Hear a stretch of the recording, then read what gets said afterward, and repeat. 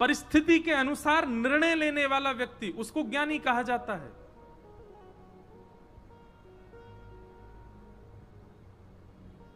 कई लोग होते हैं, अब उनके ईगो पे कोई बात आ जाए तो माहौल नहीं देखते, ये नहीं देखते कि मेरे बड़े खड़े हैं, ये नहीं देखते कि समाज देख रहा है, ये नहीं देखते कि अरे भाई यहां मुझे चिल्लाना नहीं चाहिए, फिर भी लड़ लेंगे, झगड़ लेंगे, घूसा करेंगे और एक दूसरे को उठा फेंक देंगे।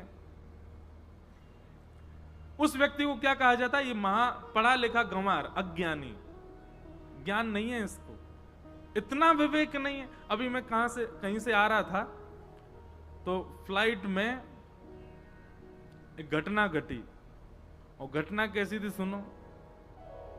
जैसे हवाई जहाज दिल्ली पहुंचा तो सब लोग उठ करके अपना अपना सामान निकाल रहे थे ऊपर से। एक व्यक्ति लंबा खड़ा था, उसके बगल में एक व्यक्ति बिल्कुल ही नाटा था। तो जो कम हाइट वाला व्यक्ति था वो लंबे व्यक्ति से कह रहा था मेरा सामान उतार दो।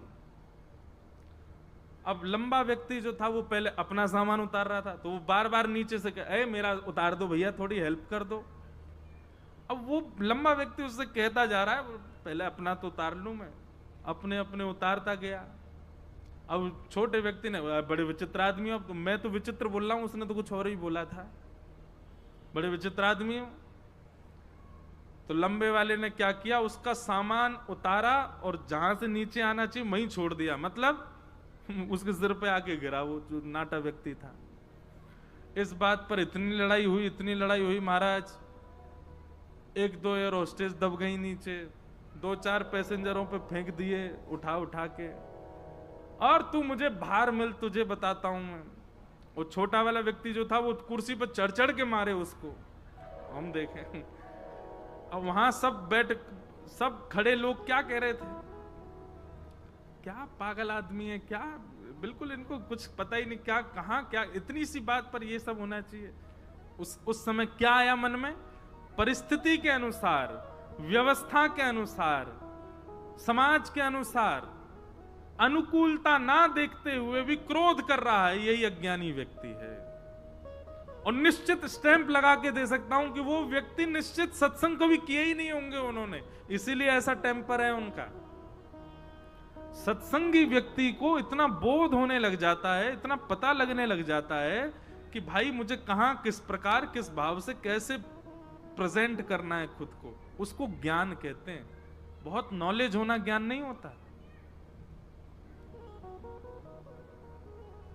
इसे कहते हैं ज्ञान, विवेक की प्राप्ति होना, सही गलत की पहचान होना। और वैराग्य किसको कहते हैं? सब लोग बहुत सावधानी से सुनो। घर परिवार पत्नी बच्चे सबको छोड़ छाड़ के चले गए, वैराग्य नहीं। सबके साथ रहते हैं पर विषय सामने आने पर भी मन ना मचा। वस्तु सामने है, आप भोग सकते हो, विषय सामने है, आप उसका उपभोग कर सकते हैं, पर विषय सामने होने पर भी उसका उपभोग ना करना, भोगना ना, उस विषय में ना पड़ना, अपने मन को वशीकृत करके कैसे भी रोक लेना, इसको वैराग्य कहते हैं।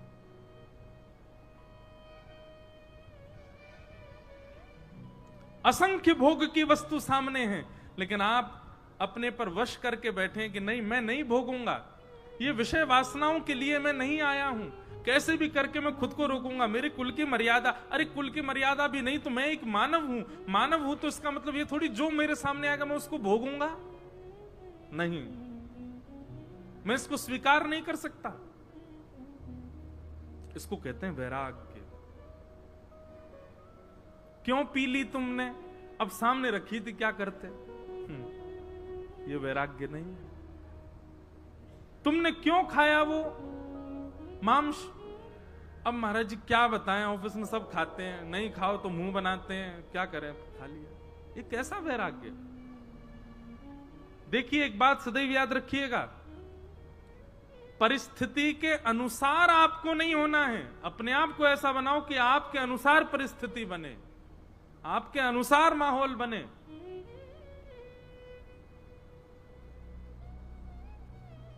हम उर्दपुंड लगा के रहते हैं, तिलक लगा रहता है, धोती पहनते हैं, बगलबंदी पहनते हैं,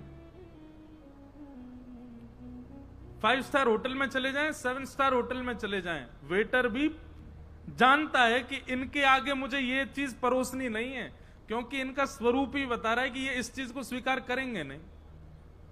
अरे वैसे तो कभी ऐसे हुआ नहीं, पर कभी ढकेल लगी रहती है बाहर, वहां कुछ बढ़िया पानी पूरी बन रही हो, वहां जाके इस वेशभूषा में खड़ा हो जाऊं मैं, तो वो व्यक्ति भी 2 बार हाथ धोएगा, बोलो पंडित जी आए थोड़ा नेक्स्ट शुद्धता, आपको तो रुक जा बर्तन धो दूं पहले फिर खिलाऊंगा। क्यों? मैं परिस्थिति के अनुसार नहीं, परिस्थिति मेरे अनुसार हो गई। वैष्णव उसी को कहते हैं, त्यागी उसी को कहते हैं, वैरागी उसी को कहते हैं कि वो परिस्थिति के अनुसार नहीं, परिस्थिति उसके अनुसार हो जाए।